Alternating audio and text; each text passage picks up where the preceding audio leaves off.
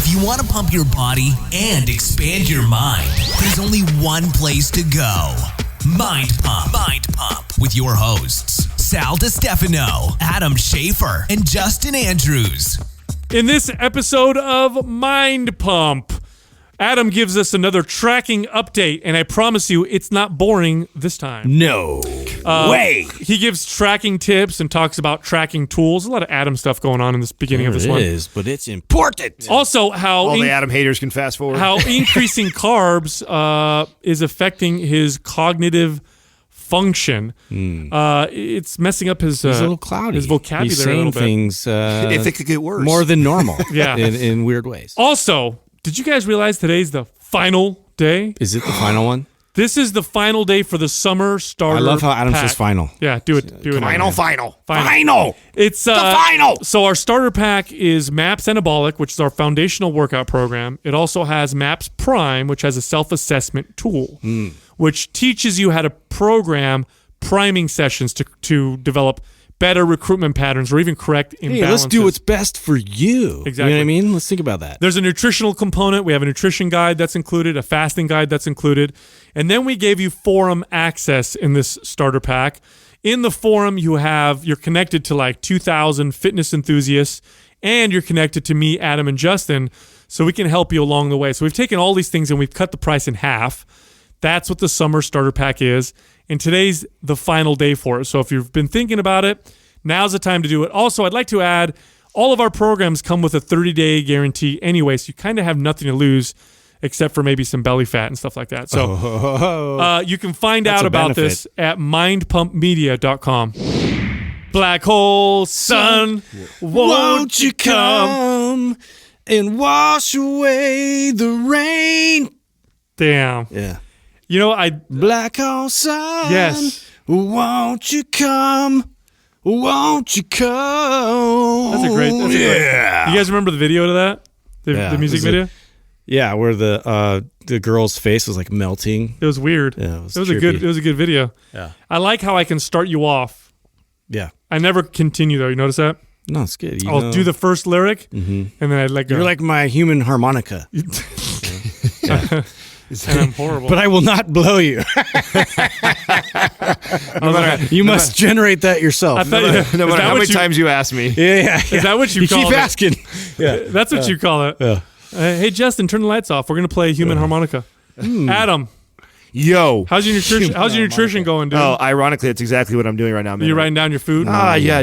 I forget how much this commitment is to do. It's one thing to do it yourself. He's got to display it to the world. Yeah, it's a difference to feel committed Pain in to the this. ass. Tampa was a motherfucker. Let me tell you, just because there was nothing. And you know what? This is good. I'm glad you brought this up. Yeah. So when I travel like that and I'm trying to track food, you know, when I'm home and I eat out somewhere, I automatically just round up on certain things because pay attention. Like when you go to Chipotle, and this is great because you can go into Fat Secret and you can look up a Chipotle serving of rice, black beans, steak.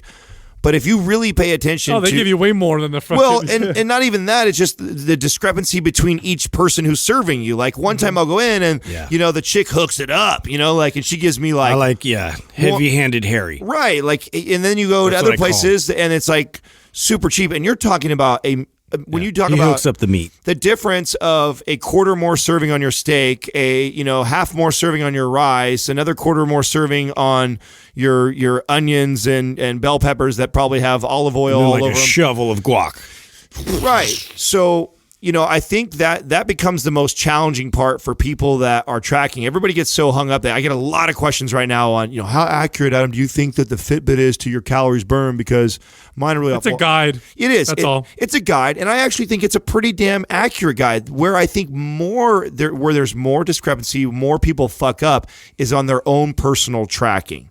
When you go somewhere and because it says on the menu that it's got 3,500 or 350 calories or whatever it may be, you believe that it has to be that. What people don't understand is that can be up to 20% off. FDA allows easily. And that's what FDA allows. And you better believe FDA is not coming in and cracking down hardcore on a lot of people. It's very rare. There are cases like Detour was sued for this. Detour protein bars, but it's very rare to hear a company where FDA comes down on them for being off on their calories. It's recently new that became a law. So, and the law allows them to have lots of room for error. And so people don't realize that. And you better believe that if you're going somewhere that is a high calorie food that's not ideal for you, they're going to round down. They're going to give you the lower end of what is probably really in there. And then that's based off of what the serving size is supposed to be. And there's lots of room for error in addition to that for the person that's serving it to you. Yeah, it's a big... I thought that was part of the secret, though. You know, like if I really believe that it's this many calories, it is. Yeah, well, right. You can test that theory out if you want, Justin. This all being said is the major issue that I think people have with trying to figure out how much they should be eating for themselves. And if you pay attention to my story right now, you'll see like, you know, my Fitbit says I burned 4,000 something calories and I'm on the bulk right now. But then like yesterday I had a 3,600 calorie day. Well, that's not going to work, right? Like you can't do that. Well, here's the deal. Like I know for sure that I've got to be off by 400 or 500 calories because I'm eating out a lot right now.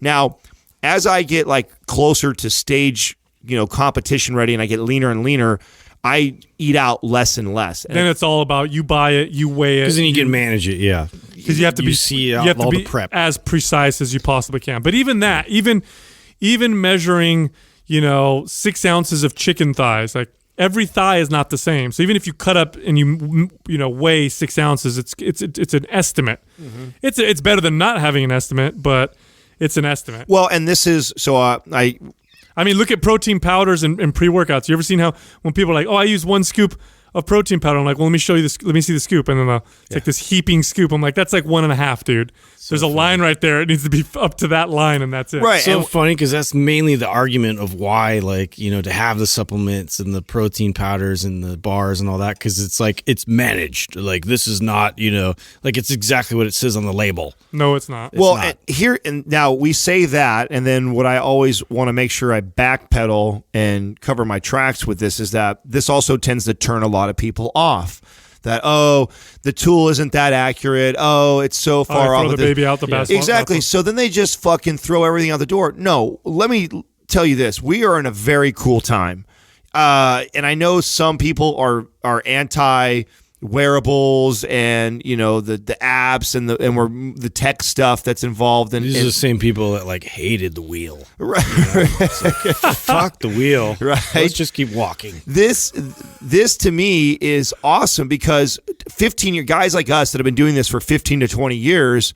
I was going through multiple different books where I had to look up a food and then I would write it down. It was crazy the work I had to go through to just get an idea of what I was potentially consuming and what I was potentially burning. It was such an ordeal. I remember it was an ordeal. And now we've gotten to a point where we've got some pretty damn good tools that give us a pretty good damn idea about what we're consuming and what we're burning. To me, that is awesome. And to me, it is a very useful tool no matter how off it could potentially. You're probably better off underestimating. You know what I'm saying? Because Well, let me tell you how I do it. So if I'm trying to bulk, I round down. So when I look at things, I look at it and think, okay, it's probably a little less than that. They didn't quite give me enough. Because you're trying to be in a surplus. Because I'm trying to be in a surplus. When I'm trying to lean down, it's the opposite. I round up. I round up on everything because I'd rather round up. Just in case. Right. Yeah. So that's kind of how I use leave that leeway. The Fat Secret app when I'm tracking is by, you know, rounding up when I'm trying to cut down, rounding down when I'm trying to bulk up. And really, I'm just using it as a solid gauge to give me an idea of what today's activity. Because I'll tell you right now, what it is good at is being consistent with me and my body and my activity. Like some people are like, well, doesn't the Fitbit, because you're an animated person and you talk with your hands, so isn't it picking up that extra activity? Like, yeah, sure, but I fucking talk like that every day. So the difference between Monday, Tuesday, Wednesday, Thursday. And that is technically movement. And it is. It is movement and it burns calories. If you put that Fitbit on you're right-handed or left-handed?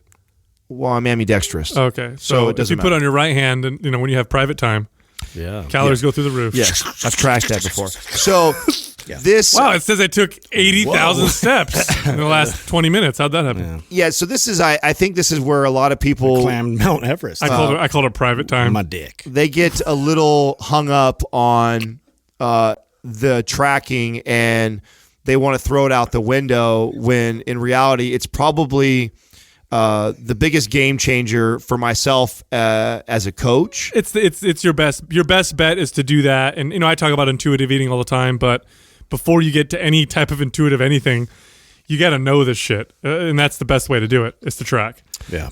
Now that being said, you've been the past couple of days. You said you've been having more carbs than you've had in a long time. Yeah. So Have you noticed any differences besides? Well, today it's kind of funny you asked that too. Today, I'm a little foggy.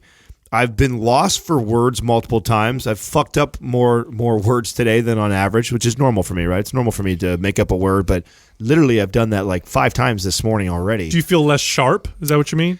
Yeah, less sharp, foggy. That would probably be. Dude, that happens to me with lots of carbohydrates. It's weird, and I hate to be speculating this early on it already, but some things. It's a common anecdote. You hear a lot of people say it. Some things that are happening right now with me that I'm very fascinated with, and I'm paying close attention to it. Is for almost a year now, I have not really consumed over 250 grams of carbs.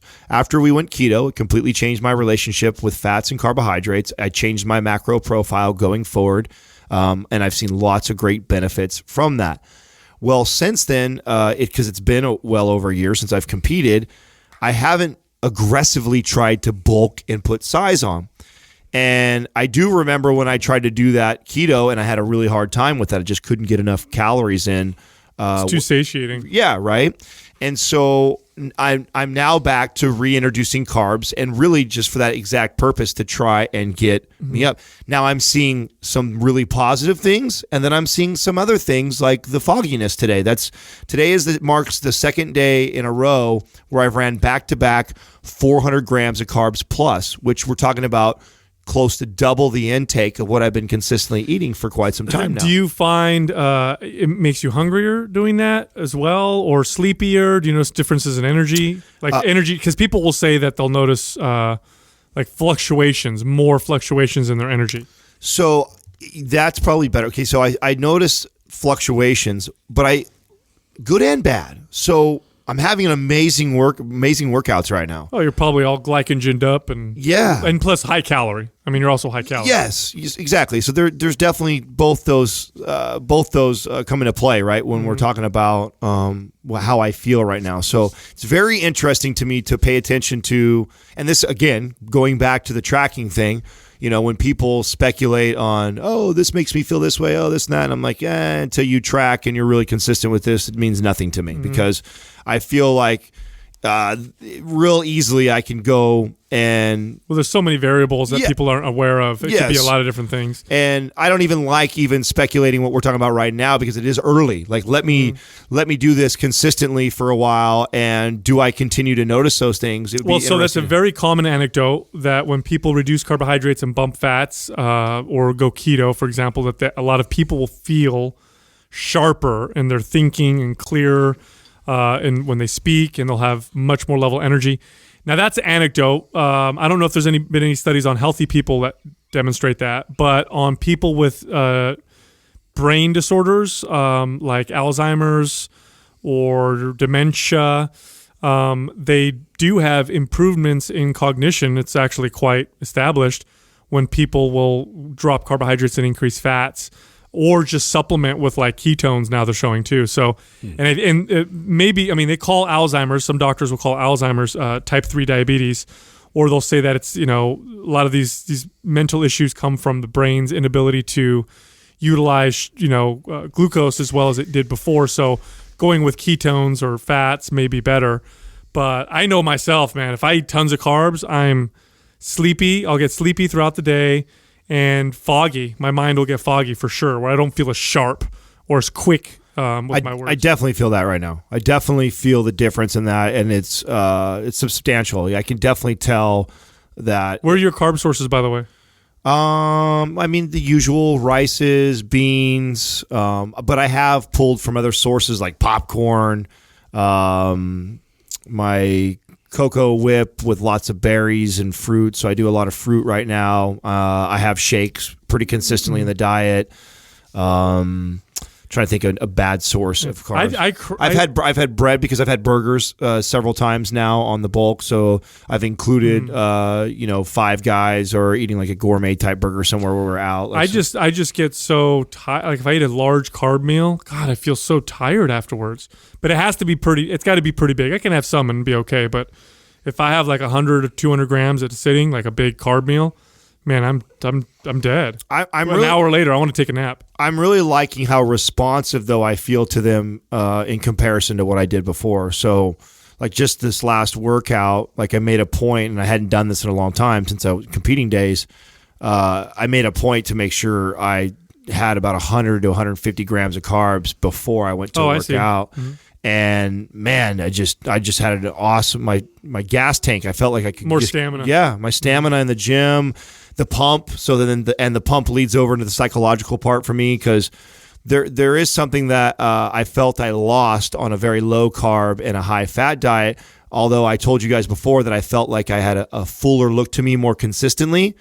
I also felt like I didn't get these massive pumps inside the gym. Sure, but now reintroducing the carbohydrates, and it feels like I don't have to do nowhere near what I had to do before, and now I'm getting these just incredible pumps, and I can feel my skin tighten up, and there's a psychological part that plays into that when you're trying to exercise, when you're working out. It's very motivating when I get all aired up and I feel my skin tight. It makes me want to power through and continue. Come on, who doesn't like a good pump, right, Justin? Yeah, 2 pumps in the air, right? He was with me. You don't like getting a pump? Of course you do. Yeah, well, yeah, it feels good. It's not like my thing, dude. I'm not like, in front of the mirror, like, yeah, bro, look at those arms. Yeah, but you like to pump a little bit. You had a fun. When we worked out at Ben Paxton. That's true. It brought a little bit of that back. Yeah, yeah. It's definitely a different mentality, and sometimes, I do like to experience that, and to feel like my chest is bigger and my arms are bigger. Like, who doesn't like that? It's funny how we seek out the pump when we lift weights because we love it so much. But in sports, the fucking worst thing ever to get a pump. Yeah, exactly. Like, you do not want to. Like, if you're like a cyclist, like, you don't want to pump in your legs. I'm gonna lose grip. Or if you're like a rock climber, I know rock climbers who actually train in ways to try to prevent getting a pump in their forearms because then you start to lose your grip. Right. And I've known, did I know one guy, or I knew a guy that did a surgery where they actually cut the fascia so that it wouldn't get so tight when he got pumped. Damn. So that he could rock climb. Wow. Yeah, so he could rock climb. Really? Mm-hmm. That's fascinating. Because He's death. Committed. That's death, dude. If you're like in jiu-jitsu or judo, right, you use your hands a lot to grip. Mm-hmm. And especially when I first started training, I'd get these pumps on my forearms because I was so used to lifting weights. Mm-hmm. Then I'd go to jiu-jitsu, and once I got a forearm pumped, my hands were worthless. I couldn't do much with them anymore, and I lost. So it's like the last thing you want in sports. But when you're lifting, that's all you want, right? You want that pump. It's pretty interesting stuff. For me right now, I know I'm going to Hawaii or Kauai, I should say, in August.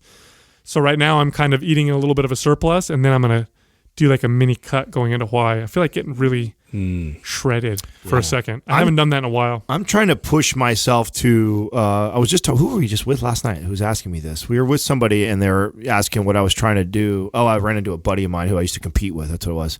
And he's like, "What are you doing right now?" And I'm like, "Well, I'm not competing. I at least right now, I don't have a desire to hop on stage, but I would like to push my body to that extreme again as far as size while trying to maintain my mobility." So I'm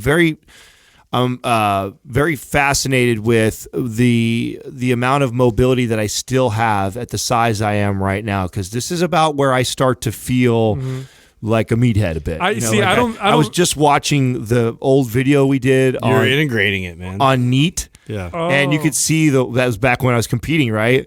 And you could see my walk. Okay. Oh my God. It's so great you're bringing this up because when that video came out, I started to introduce my friends to our YouTube channel and all that kind of stuff. And one of my friends actually, like, he's like, "Oh, it's a great video, very informative, this and that." He's like, "Who's the guy that that kind of walks like chicken legged, like the one that's kind of like on stilts, and like they were just trying to describe your gait as far as like you're very like rigid in the way that you're walking and stuff. I was like, oh man, if Adam could only hear this. It was well, it was one of the first things that your feet were turned off. It's completely turned off. Well, and it was one of the things that my girl, it was one of the first things that she noticed about me when I went on the whole mobility thing. She's all, it's a trip walking behind you and watching your gait now. You actually look totally different. Yeah, she says your foot, your heel strike, everything the way you move. In fact, people used to said that I would look kind of pigeon-toed when I walk before, and really that's me kind of like that bodybuilder swiveling my hips and swaying my lats when I walk. Mm-hmm. And I was just watching. I hadn't watched that video in forever. Because I was going to do a write-up on NEAT, and I was going to tag it up in the bio for people to watch. And I hadn't seen that, and I'm watching it, like, oh my God, but that's how I start to walk as I get really, really big. So now I want to push those limits again and get to that size and see the difference and see. I think you'll be fine, because I think the reason why you lost your mobility before wasn't because you were big. It was because you just stopped training it. You lost it because you stopped training it. Mm-hmm. If you keep training it, I don't think you're going to lose mobility with size. Of course, with lots of size, things can get in the way. Like when we were hanging out with Ben Pack and he sat in a squat and he wasn't as low as you, but it wasn't because he didn't have the mobility. Yeah, by the way, big ass hamstrings. By the way, he's got great mobility for a bodybuilder. Shocking mobility. Yeah, that was surprising. But man. his hamstrings were on his calves. Like he couldn't go lower. Right. Tell me you guys didn't trip out when he got down and got into a pistol with me. Yeah. And then did you see I had him do on the sides of his heels and do a squat all the way down? Like he did everything. I was actually extremely impressed. I did not think he would be able to do any of that stuff. Yeah, no, so was I. So I mean, and you're right. Like the only thing that limited. Well, so he's responsive for sure. Yeah. That's the other part, right? Like, so I'm curious to see now if I still kind of have a weird walk, but it's not because I'm not mobile anymore. It's because I just have got more muscle mass on me, and so it just requires, like you guys know, I mean, I know you've mentioned it before, like, when my legs start to grow, I get the rubbing of the two of them between, which the natural thing your body now wants to do is kind of swivel. Right. Go around. Yeah, go around, right? Yeah. Or you get chafed. Yeah. When I used to let my body eat through boxer shorts like crazy. I started a fire once. Holes. No, but when I would push my weight, my legs get really big. In fact, my legs are the size they are now. I train them here and there, and I have fun with them, but I don't really hammer them. They would blow up when I would push my weight, and I would walk like that because I had to. Yeah. Because they couldn't go straight because they were so big, so they'd go around each other. But that's different. That's actually something physically being in the way. As far as control and stability and mobility, if you keep practicing it, you ain't going to lose it. Yeah. Yeah, but what's tough is to do that when you become heavily focused on what I'm doing right now. It's because you have a tough time keeping your mind you are so focused on what you're going to do that it's either get big or get hypermobile. Well, so now you're trying to do both, and so it's different. Well, let's be honest. Right. Because right now I could live in this 215, 218 range and manage both. I'm talking about an extreme right now. Yeah. And that's why my Insta story the other day, I prefaced before I started the bulk, I said, listen, I'm doing this to share my journey because I know for sure there's tons of people out there that can identify with this wanting to be as big as they possibly can and what that looks like. But I also want to let people know that I also know that I'm going against my body. Like, I'm fully aware of that. So for the morons that think that I'm like, oh, great, now Adam, we thought he was totally progressing and he's becoming more this way and now he's back to his meathead body. No, I love to challenge myself and I love to live in and out. And as soon as someone tries to put me in the box, I'm hopping right out into another one. So that's really what it's about. And really where I'm going right now is not where my body should ideally live. If I want to be mobile yet still kind of a buff guy, that is kind of where I should be right about now, where I'm going to push the limits, and to push the limits and become extreme like that. You set new standards that way. There's a give and take. What are you trying to get to? What, 225? No, I'm going to push beyond that. I want to see how much bigger. You're so funny, dude. It's like it's summertime and you're bulking. In the wintertime you were losing. Well, no, I'm not gonna.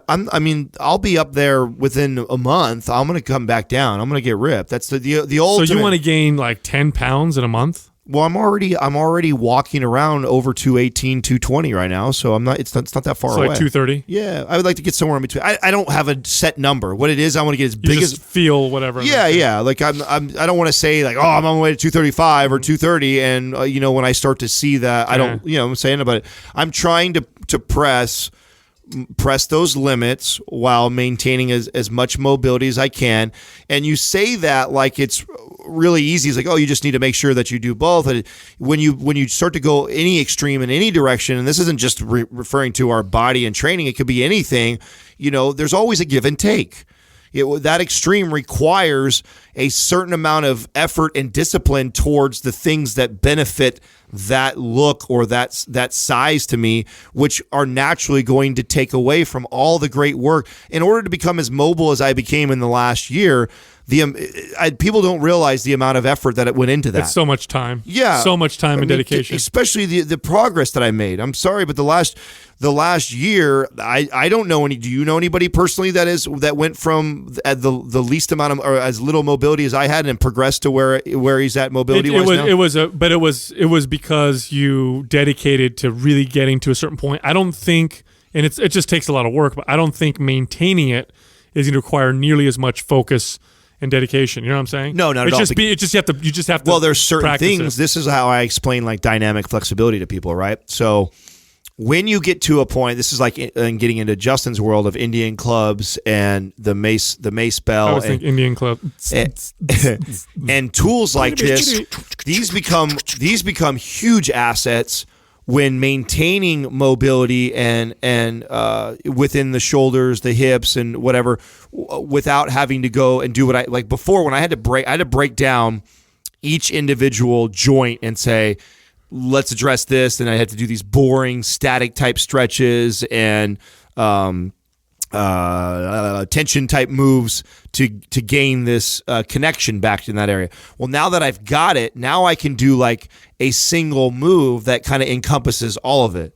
For example, like I've posted on my Instagram before the really deep squat where I do like a rear delt fly. Like that requires ankle, hip, thoracic, all mobility, all in one move. And now that I've gotten to the point where I can get down, now you can just do that. Now I can just do that, and it helps keep me fully connected again. And so that's really what I'll have to do, to maintain that. Here, birdie. Step right up, all you bearded men and all you bearded ladies. This quad is brought to you by Big Top Beard Company, whose all-natural beard oil products not only make your beard smell amazing, but feel amazing too. Their organic essential oil blends transport you to manly places like the mountains, the desert, the sea, and beyond, all while encouraging a lot of beard nuzzling to boot. Buy it for yourself or as a gift for that special bearded someone at BigTopBeardCompany.com. Enter the discount code MINDPUMP for 33% off at checkout. Our first question is from Fit by Fabian. What is the purpose of doing a partial rep then a full rep? Is there any benefit? Yes, there actually is a benefit to messing with rep ranges. Now, before I get into this, to be very, very clear, nothing will replace full repetitions. So if you have to pick, always pick full reps. But if your training is good, you're doing full reps, you've got good ranges of motion, and you want to add something to your training, messing with rep ranges can be another technique. And to understand why, you kind of want to understand how muscles contract and how they get stronger and how they adapt. Now, the prevailing theory behind how muscles contract is called the sliding filament theory. And this has to do with muscle fibers attaching to each other at certain points and pulling on each other so that you can contract a muscle. But when you stretch a muscle or lengthen the muscle, those attachment points change. Just like if I were to take two pieces of Velcro, place them on top of each other and they stick, and then if I rip them off and I move them apart a little bit and stick them on again, it's different points of contact, making other points of contact with the other piece. And so when you're doing a rep, let's say I do a half rep, and I'm going down into my squat, and instead of stopping at the bottom and coming up, I stop at the halfway point and come up. Whenever you stop the acceleration of a weight, you actually have an increase in that resistance for a short period of time. So just because you're decelerating it, that's going to place more resistance at that particular point of the rep. So it's already changing the way that your muscles are perceiving the resistance, and it's going to cause more stress on those particular attachment points within the filaments of the muscle fiber. So I hope I'm not confusing anybody, but all of these things change adaptations within muscle. So like one thing you may do is you may do a half rep and focus on the weaker part of your rep. So if I have a tough time at the bottom of my squat and I'm already training well, already doing full rep stuff, I may get a heavy weight, go down to the bottom of squat, only come halfway up and then go back down and kind of play within that range. Or you can play within the stronger part of your rep so that you can add more weight and really overload that strong, what typically is the top part of a rep. You can also do this with just intention, like I'm doing a fly or a peg or a cable crossover, or I'm bringing the weight together, but then when I get to the middle, I just really squeeze my pecs as hard as possible to create more tension at that particular type of the rep. It's just one of those variables you can play with. I feel like it's just interrupting what's hardwired with specific movements, because I think we teach our body constantly what's going to be the most efficient way to move and to move weight within that particular set of movements and operations that you've already hardwired. You've told your body this is how I'm going to do it. Now all of a sudden, I'm stopping a bit short of full range.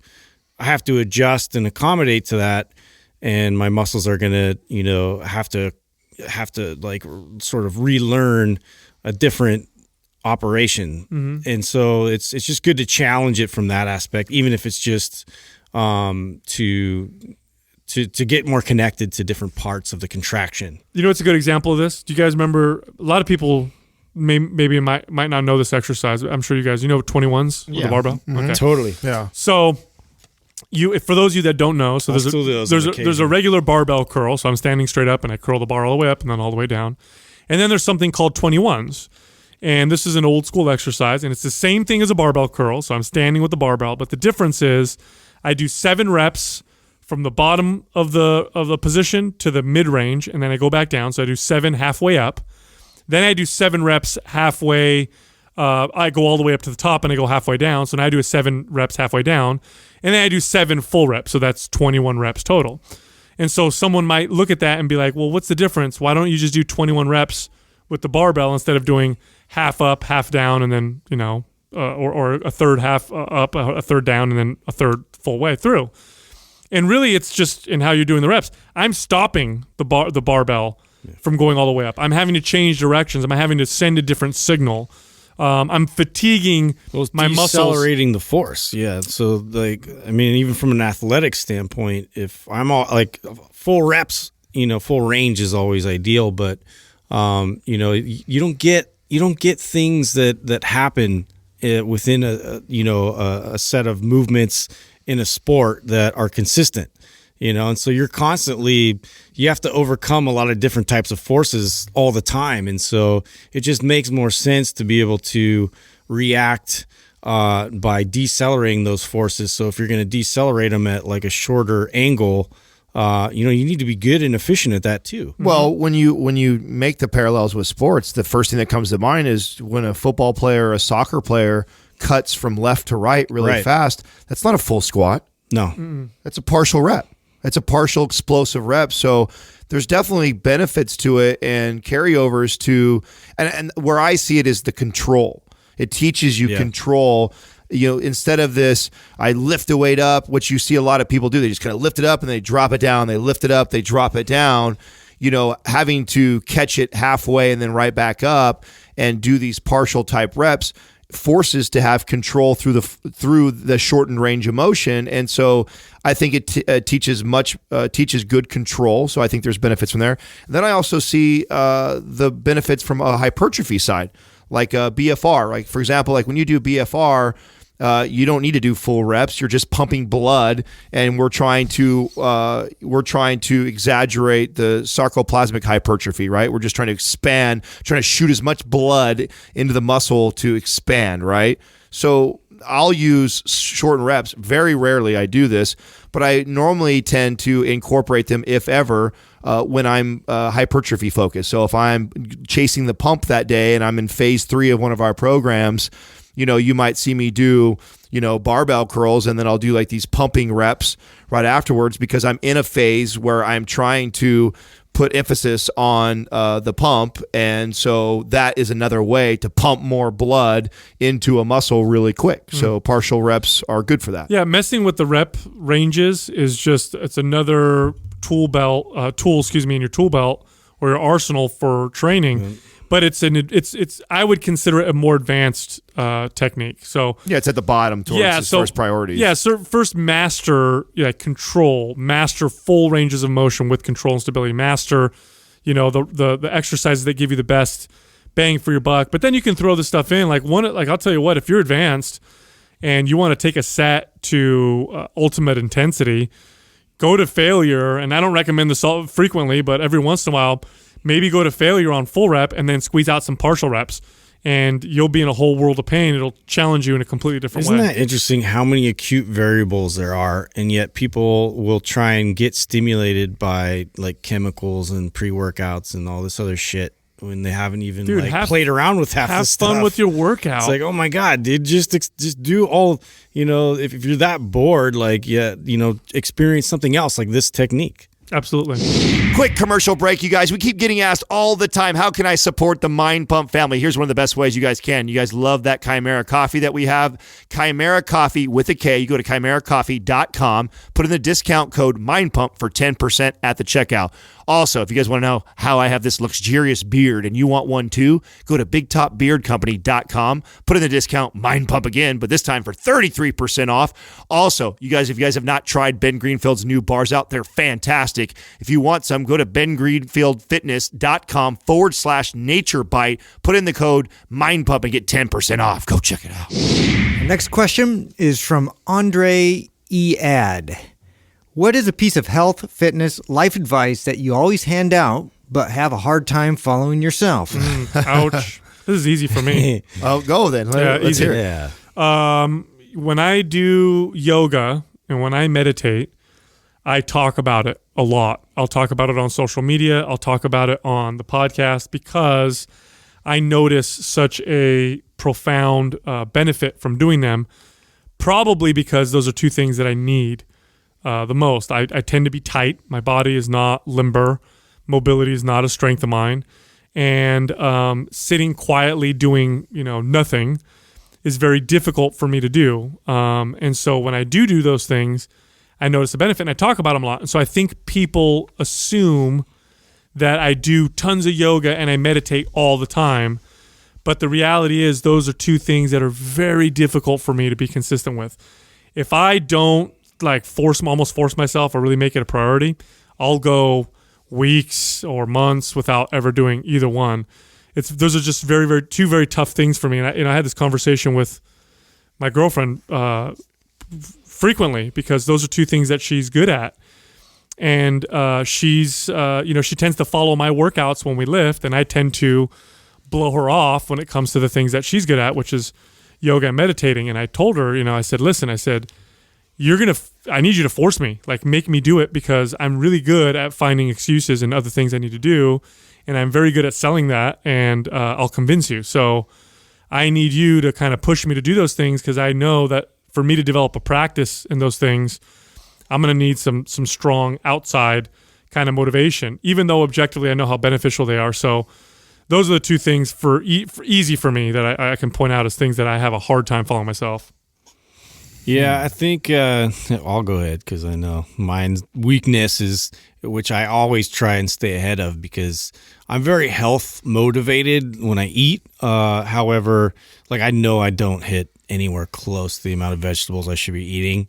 And that's something that I inherently know. I don't cook, and so I'm just I kind of just roll with whatever's there and then try and organize it in a way that's, as healthy as I can make it. But at the same time, I know that's a weakness. So I tended to, I'll go back and forth with the CSA, that's really helpful for me. Cause then if it's there and it's in my house. What's CSA? It's one of those community, you work with a farm where they deliver. Oh, very cool. Vegetables fresh and stuff. So, so that's something I have to literally do that, or I just don't even like pay attention to Do it. you really. go whole day? Like, do you go for like a whole day or whatever without ever eating vegetables? No, I don't. I just don't eat that. Like, I eat the small portions of it. Oh, okay. Yeah. So you think you should eat more? Definitely. Definitely should eat more. Okay. I'm trying to think here what I give advice to that I have a really hard time. I don't like to give advice on things that I don't do myself. If there's something, but I think I admit this a lot on the show and talk about this. If there's something that I tell people is not good, not ideal, that I probably still do in my life is probably artificial sweeteners. If I'm being completely honest, You have a little bit of addiction to them. Yeah, absolutely. I love Diet Coke. I actually like the taste of Diet Coke. And what I tend to do is I tend to justify me allowing that into my diet because everything else is so dialed. I'm exercising, I'm training good, I'm good on my vegetables, I'm balanced on my macros. So this is my cheat. Yeah, this instead of like I don't have these crazy like most any other bad things I used to allow. Like I used to be terrible at eating vegetables. I really feel like I've trained myself to fix that. I'm good about it now. I was somebody in the past that ate candy and ice cream and did a lot of that stuff that's totally out of my diet. I had an upside down inverse relationship with carbohydrates and fat. I feel like I've fixed and balanced that out a lot. If there's anything that has remained in my diet pretty consistently is like, so if I'm at a coffee place or if I'm at a breakfast, I'm out. I'm using an artificial sweetener inside my coffee. I'll have the occasional speed stack type of thing, like an energy drink. And we're talking, I'm being very honest here. It's very rare that I do these things, but they do still find their way into my diet, and I speak out openly on that they are not ideal for us. And even like the Diet Cokes, like right now, what I am doing is I'm sharing with people how often the less ideal foods enter my food rotation. And if you look at my food rotation, it's pretty damn fucking dialed, aside from the occasional protein bar or the occasional Diet Coke that I enjoy and allow in there.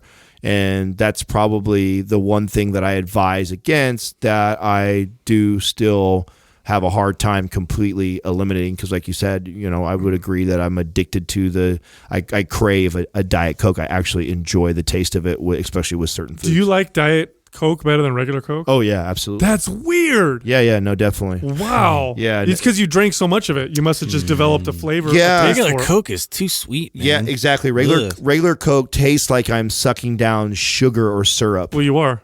Yeah. Well, yeah. No. Well, and at least with Diet Coke, I feel like it's a watered. It tastes like that a little bit. It tastes like a watered down version to me. So Now, did you grow up drinking soda? I did. Oh yeah. But regular soda. I was a major Pepsi, Coke, candy, ice cream. So you know what's interesting about this? So we never had soda in my house growing up. Never. I never had soda. The only time I had soda was when we would go out to pizza with family, and then my parents would be like, "Oh, Which, by the way, like I feel like you can't have pizza and not have a Coke. Yeah. I just ruins the pizza day. Root beer. So I would have root beer with my pizza. Thank you. So, Same but difference. never had soda growing Totally up. different. It's like grape soda. And so now as an adult, every once in a while I'll be somewhere, maybe a movie, especially I'm at the movies for whatever reason. I'll be like, you know what? Maybe I'll try a little soda. I'm gonna have a little bit. Let's just. And I can't finish it. Even if I buy it, I'll have like 4 sips, and then I'm like over it. And I wonder if it's because I just never had it as a kid, so I don't have that same, that same craving or tolerance. It's really strange because I can eat candy if I want to, My but I brother can't do used soda. to drink like those double gulps at 7-Eleven. Jeez, that's just so much. God, Oh, he I used had to all be that. addicted to Hunter, those. in high school, that was like the thing: was stop by 7-Eleven, get like the fucking super big gulp, and I would drink soda. I drink. Remember that? That was like they would just have these ungodly sized drinks. Bro, there. It it's was like just 200 amazing. grams of sugar I'll tell you or more. One of the things that I definitely attribute to my challenge of building muscle and getting bigger as a young kid was majority of the calories I consumed were sugar, candy, and what we would call like empty calories, right? For the most part, I'm not getting a lot of big nutrient bang for my buck but I was getting enough calories to keep me satiated for all the, because I was a kid, man, I can't imagine the amount of calories. What I know I burn right now. I could eat one of those Pillsbury like raw cookie dough, the whole thing. Like I would buy that and then walk home and eat Are you kidding me? Yeah, dude. I was bad. I was definitely bad with sugar. Sugar has always been a challenge for me, and even as an adult, it's something that I feel like it's like hardwired into me. Everything from the psychological part that you make those connections of a fun time, going to the movies, having popcorn, enjoying it. Like now, did you ever have a moment like this? I'll give you one. So my parents, God, where'd they go? I think they went to Italy or something, and so I stayed with my grandma, and I must have been 16 or whatever. And so I was staying with my grandparents, and my grandma, old school Sicilian, wakes up in the morning when I would wake up, would make me all these eggs, and then would make me like whatever I wanted. Like she'd make me, right? So I ate steak and eggs and bacon and like, because those are the things I wanted all the time, and my grandma would make them for me. So it'd be awesome. I'd come home and there was my steak, and and I noticed like here I was, I had been lifting weights already for 2-3 years, struggling to put on size. And all of a sudden, staying at my grandma's house for like a month, I'm putting on muscle. I'm getting strong. And I remember putting 2 and 2 together going, oh shit, it's because I'm eating all the steak and like eggs and stuff. And before I was eating a bunch of other shit that was just empty calories. It was so mind-blowing. Can you imagine how awesome it'd be to have your grandma on like a protein powder or something? Granny Gains. Dude. Well, I know my grandma, let me tell you something. Yeah. My cousin. She would sell it out. My cousin got divorced he was 30. Poor guy, right? I mean, don't feel bad for him now. He's got another wife, 2 kids, beautiful home, very successful. But anyway, it was a very tough time for him. He got divorced, house fucking foreclosed. It was just, everything was horrible. Had to move in with my grandparents because he got a job up here in San Jose. Moved in with my grandparents, and my grandma does not she's, like I said, she's old school Sicilian. So, like, he'd be ironing his shirt for work because he worked in banking, and she'd get so mad. No! I do it for you. And she'd like push him out of the way and like iron for him, or she'd like make him breakfast in the morning no matter how early he got up, and she'd pack him these lunches. I get him the phone of my cousin. It's like 3 months. 3 months after he's living with my grandma. I call him up. I'm like, hey man, how you doing, bro? He's like, bro, I gained fucking 15 pounds. He goes, I can't. He goes, I don't know what to do. I can't do this anymore. He's like, I'm going to just get you obese. I can't handle it. So I'm like, you just got to tell her. I said, tell Nonna that you got to eat this, you got to eat that. And he goes, you think I'm stupid? He goes, of course I do that. She would pack him these sandwiches for work, and if he didn't take them, she'd get offended, so he had to take them. These massive, like, ciabatta roll, fucking, just big. It's like a 2 large like Togo sandwiches, right? Yeah, like triple meat, and they're delicious, and they'd have sauce on them and all these different things. And just amazing, right? I want to go to your granny. So he tells so he goes to the grocery store and he buys really thin, like low calorie bread. And he goes, listen, Nonna, I want you to make my sandwich with this bread over here. And she's like, that's so small. You're a bigger boy. You're a bigger boy. You need to eat more. You're like, yeah, I'm going to be a bigger boy if you keep it up. And he goes, Nonna, I'm getting fat. And she's like, no, you look so healthy. You look so... And he's like, listen, I'm getting fat. Please make me a sandwich with this bread. So she's like, okay. So he wakes up in the morning. She has his breakfast for him. He eats it. He grabs his bag lunch and he goes, wow. He goes, it's a heavy ass sandwich. He goes, what's this? It's like all meat now. So he goes to work, bro. He opens it up and he takes a picture and he sends it to me.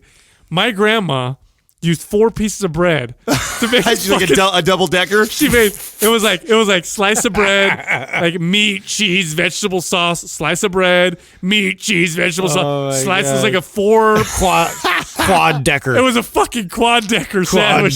Sandwich. Yeah, so if you guys want to gain mass, he's gonna unhinge his jaw just to Adam, eat it. go live with my grandma. I guarantee you'll put on size. Oh, I live with my grandma. When I moved up here and I became a personal trainer, she did not do those things for me. My grandmother actually lived off of TV dinners and off of canned vegetables, and that's what she was trying to feed me. And I was like, this is not going to work. So I fed myself, but what I did know, or what I did find out at that time, and that was when I was first getting into training, and I first started tracking and looking at stuff, and I realized that I was grossly under eating protein, and I was over consuming sugar, candy, and sweets and stuff like that. And that I know that, I mean, it wasn't until my 20s till I stopped. I mean, a bowl of cereal was a staple breakfast for me for years and years and years. I mean, I haven't had a bowl of cereal in so long. Oh, you know how good that sounds? I haven't in forever. Yeah, like Golden Grams. That was very normal to me. And even when I got into training and I started to eliminate it, it's funny when you think back, like stuff like that. Like, and I don't know if you guys ever do this, but I do this all the time when I assess like how I eat now. and how what I consider normal eating for myself, and how rare something like that, like even when I was conscious of eating well and trying to train or build muscle or do something, that stuff still would be cycling its way into my diet. So I really try to explain to people that all of this stuff, like I right now, we're talking about this one being, back to the original question of, advice about one of the things I have a hard time following in the Diet Cokes being there. I believe that I will evolve out of that. It's just been a long process for me, and it was one of the last things that I've held on to from my childhood stuff, because really almost everything else has come full circle for me, and it's not difficult. Like every night I had a bowl of ice cream every fucking night of my life for 20 something years. Like that's not an exaggeration. Like what ice cream was different? I mean, it might have been Thrifty's, it might have been Ben and Jerry's, it might have been Haagen-Dazs. It was always something different, but consistently for my entire life until I was 30 something years old, I have ice cream almost, because I was burning so much that I could get away with it. You just thought it was just, I know, I was the same way. It was all about extra calories. Yeah. Extra calories. I remember the last time I ate a bowl of cereal, I thought it gave me freaking colon cancer. No joke. I'm serious. I went to the doctor and they checked me and they're like, no. Frosted shredded wheat. Yep. Eat more fiber. Okay. Yeah. All right. Brenda Farias 51. Do you ever fear your kids will develop an unhealthy lifestyle? Yeah, mine are good. Nope, not for Adam. I do. Left ball and right ball? Yeah. I definitely do. You know what? It's got to be one of the scariest things as a fitness parent, I would think. Yeah. Here's what scares me the most. Because my kids now are getting to the age where they're starting to notice differences in how they look versus others. Mm-hmm. Insecurities start to develop around this age. My son's 11, about to turn 12. My daughter's 7, going to turn 8. And it actually happens with girls at younger ages. So it's almost like they're at this level where my daughter's starting to notice these things and my son's starting to notice these things, even though they're different ages.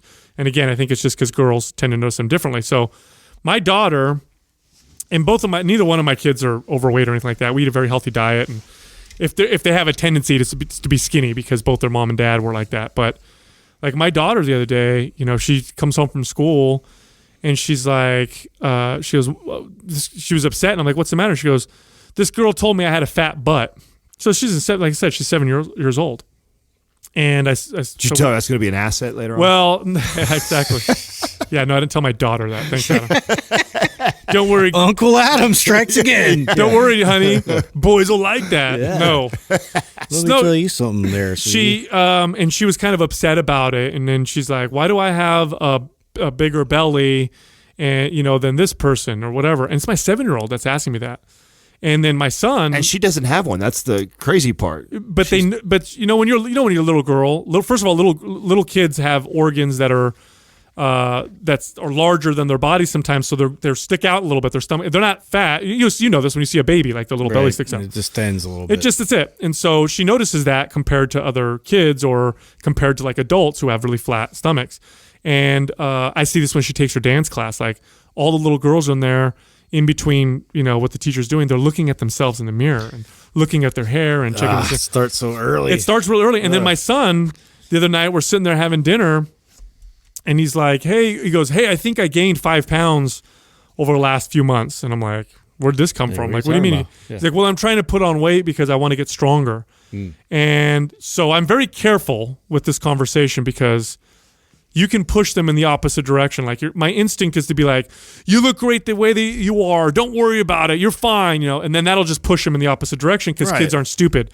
They can sense that you're scared of this topic and that maybe they're trying to protect me and maybe I am too skinny or whatever. Mm-hmm. So I'm just asking like, well, why do you want to do that? And what is your strategy? And I'm trying to help them the right way. Like, well, if you want to gain weight, the best thing you can do is eat good, healthy food and lift weights because then you'll put on muscle. And as far as my daughter's concerned, I'm talking to her how kids can be mean and they'll say certain things. And so my big fear really is that my kids are growing up in this Instagram, life where you're flipping through pictures and it's not like when we were kids where we looked at magazines or you're in school and getting bullied by kids because that still exists. It's the frequency of it and the volume of it. Like, go through Instagram, and you will get bombarded. You'll go through 50 photos of bodies within 10 minutes, And it's that constant bombardment that you'll naturally want to compare yourself and feel inadequate or feel like you're not looking good enough. And so that's one of and because I had insecurity as a kid growing up, that's really what I fear. And I fear that will push them to have an unhealthy lifestyle, especially because their dad is in fitness. Mm-hmm. You know, my girlfriend's a personal trainer. Like, I don't want them to develop an unhealthy lifestyle where they feel like they need to lose weight, or they feel like they need to eat to gain weight, or they feel like they need to, that's that kind of unhealthy dichotomy. lifestyle. I feel like this is like, so I feel like I'm a product. I know my mom is very active, and my dad also has had this ritual forever of going, to the gym and the spa in the morning, but their eating habits are just so, just shockingly like off. And I feel like I'm a product of rebelling against that, and me seeking out like becoming, more in tune with nutrition and diving into the topic and figuring out what really is healthy, and like that's like I fear on the other end of that they'll rebel the other way. They'll rebel against like my ideas, and like even as much as I want to do a good job of educating them and abstaining from having certain things in the house, and even though they're getting it from wherever else they're staying, their friends, my parents or her parents or whoever, it's just like they know me as this, and they know like my wife is similar. We have a mindset where we're just always trying to educate, and like, this food you want to, this is what's the nutrients in this food, and like, well, why don't we have soda in here? They're just like yelling at me, and it's like, because it's just not good, man. Yeah. Like, I don't want that shit in my house. But now I'm thinking like, maybe I should, have a little, I don't know. It's this weird state where it's like, yeah, I don't want them to rebel, but at the same time, like, I want them to make their own decisions, and I have to be like comfortable in the fact that at least I educated them. I'm pretty honest too with my kids when they ask questions like that. Like, why don't we have soda, or why don't we have dessert? And I'll say to them, well, it tastes good, but when I have it, it doesn't make treat. I don't feel good, and then it doesn't taste good. Like, I'll have a little bit, then I stop liking the taste, so that's why I don't buy it. Yeah. So I'm kind of honest with them in that sense. I try not to say things like you'll get fat, or where I'm really careful, that I need to be careful, is when I talk about myself.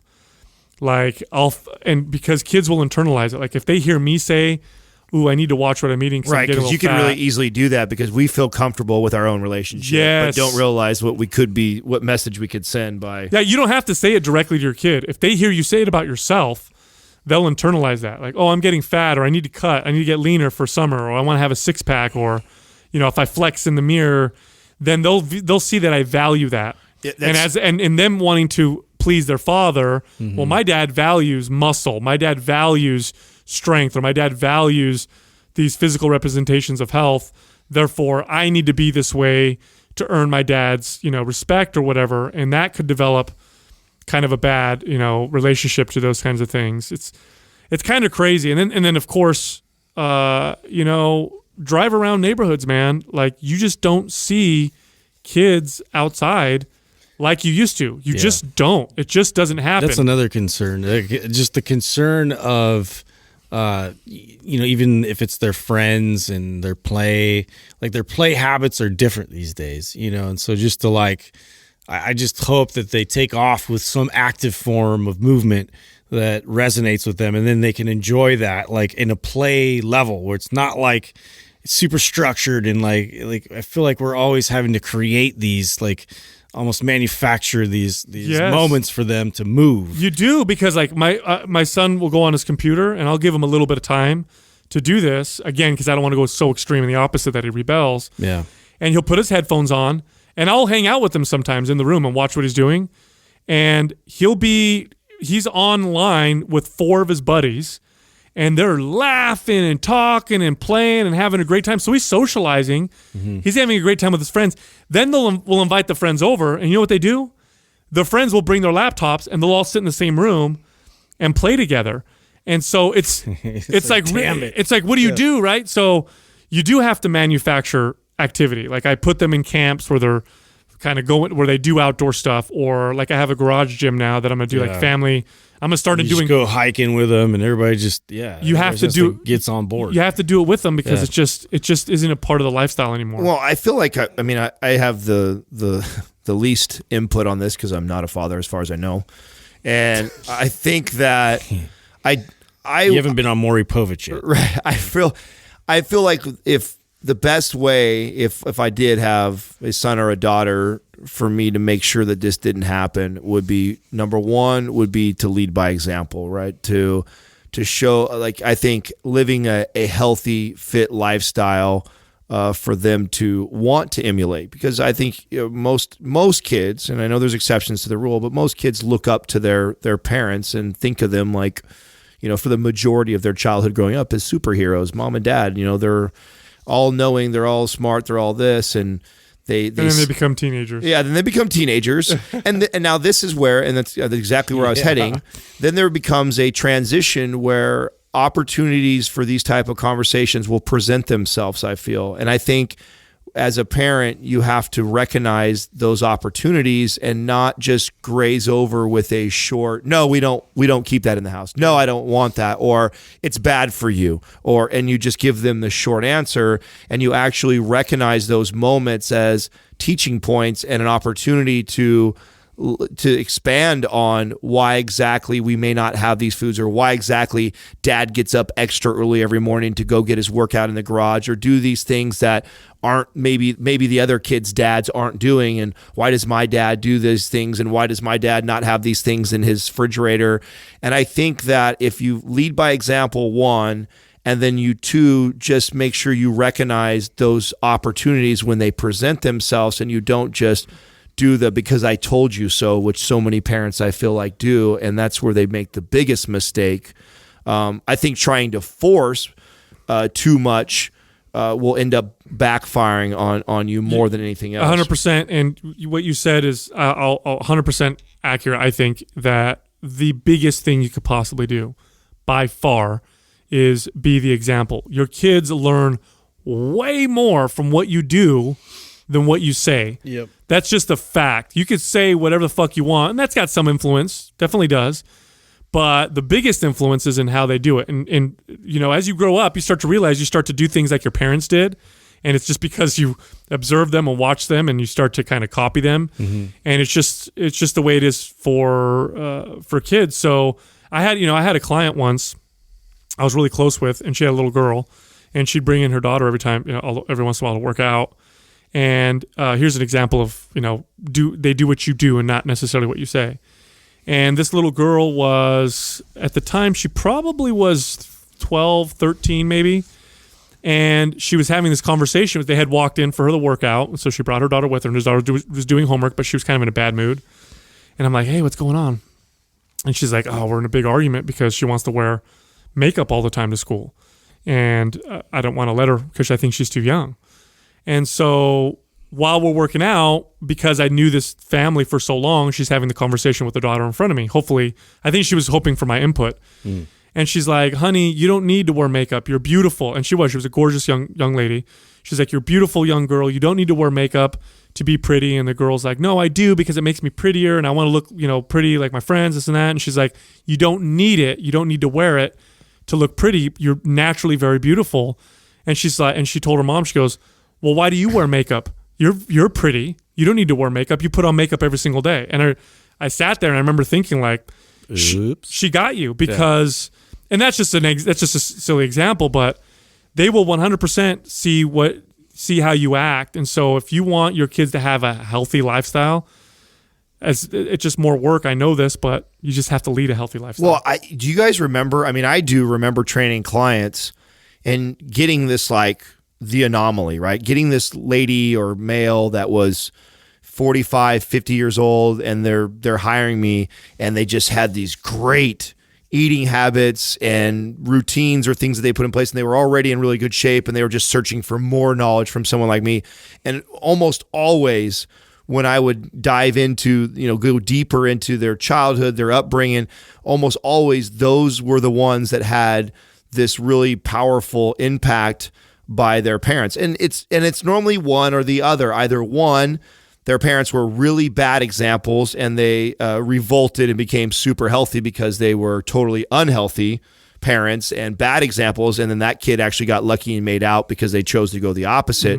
Or they were parents that were great role models, and even as these older adults clients, they still remember, man, I remember my mom getting up every morning and running. Like my ex-girlfriend, I remember she had some of the best eating habits, and it used to blow my mind that she had no cravings, no this, and she just rant and rave about her parents. They were both really, really intelligent, and they were both health conscious, and they never you put it on her. They just lived by it. The whole family always ate healthy. They always all exercised. They kept themselves in with manageable way. They always looked leaner and in shape. They just took good care of themselves, and it just translated into a daughter that valued that as she got older, and it wasn't a challenge. So I feel like, you get one or the other with those extremes, and if you either get lucky that you were such a horrible example that your kid revolted and became a health nut, or you implemented those good systems. I also think there's a lot of parents that just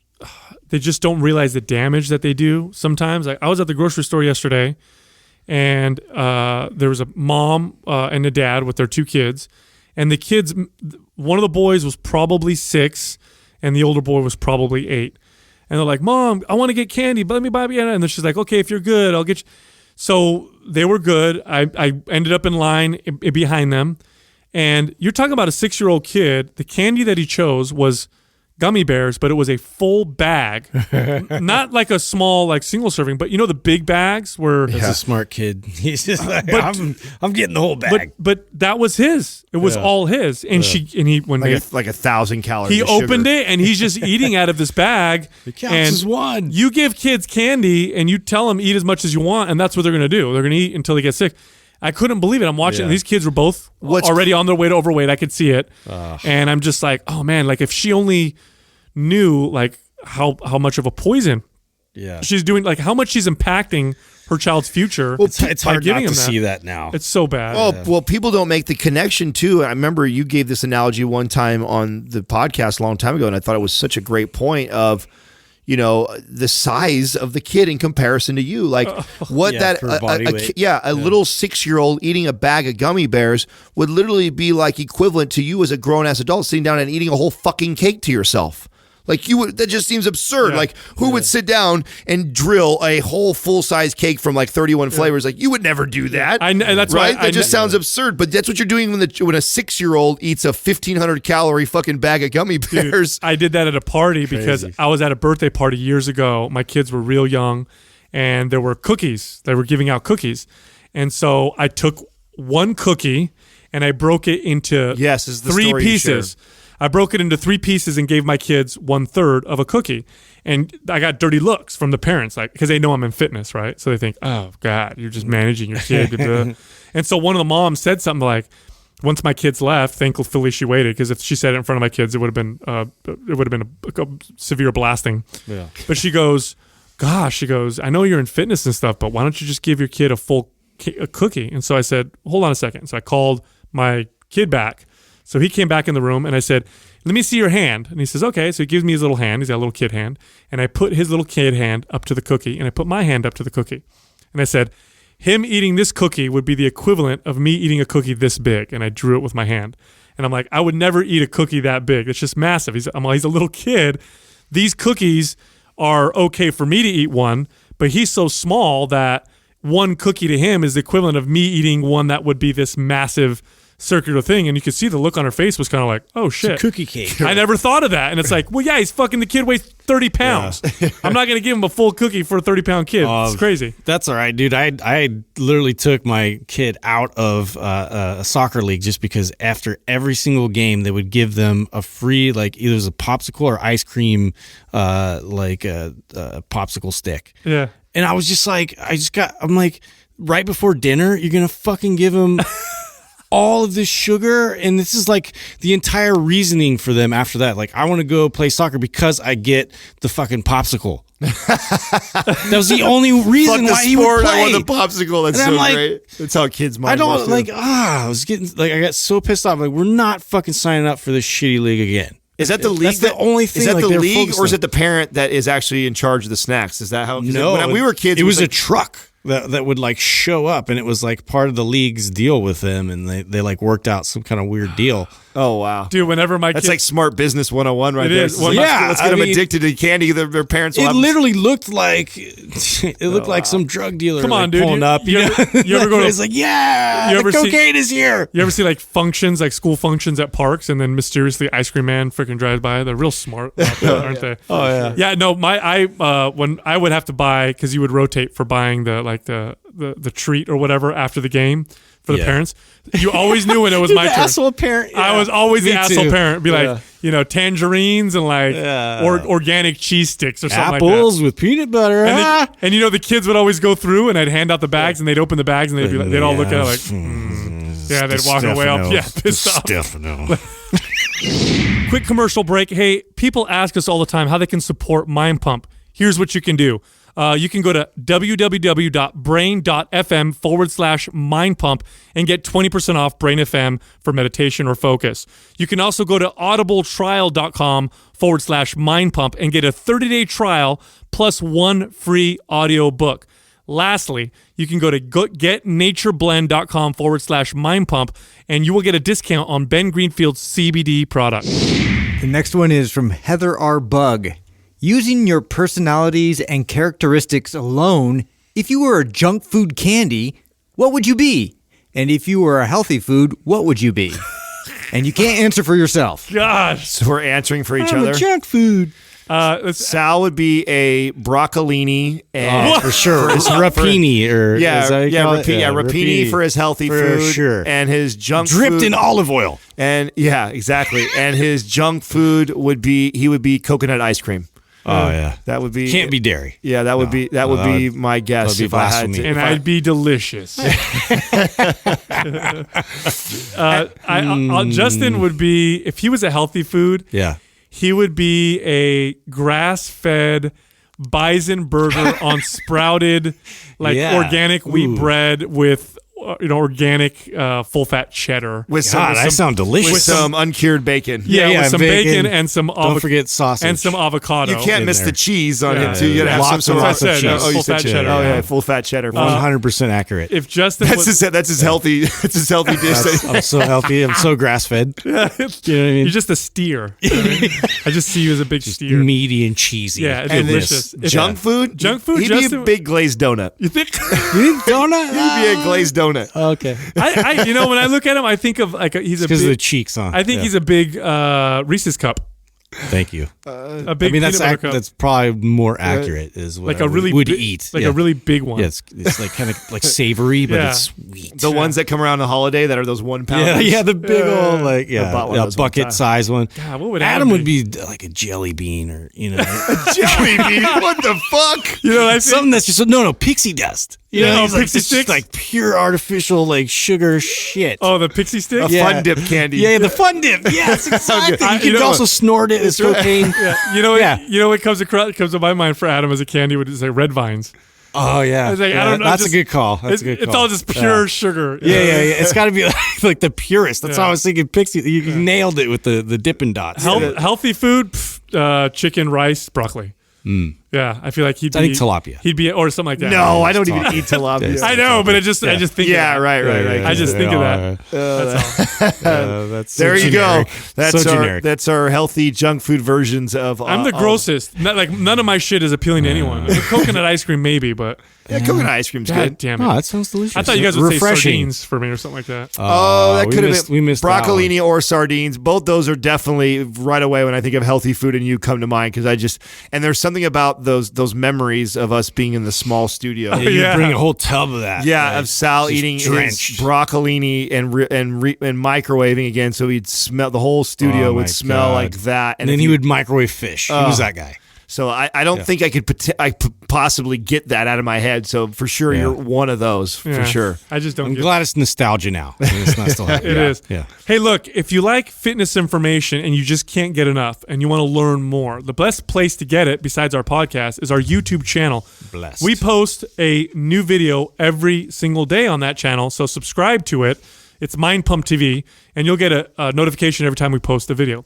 Also, if you want to ask us a question that we answer on these episodes, the place to do it is on Instagram. Our Instagram page is Mind Pump Media.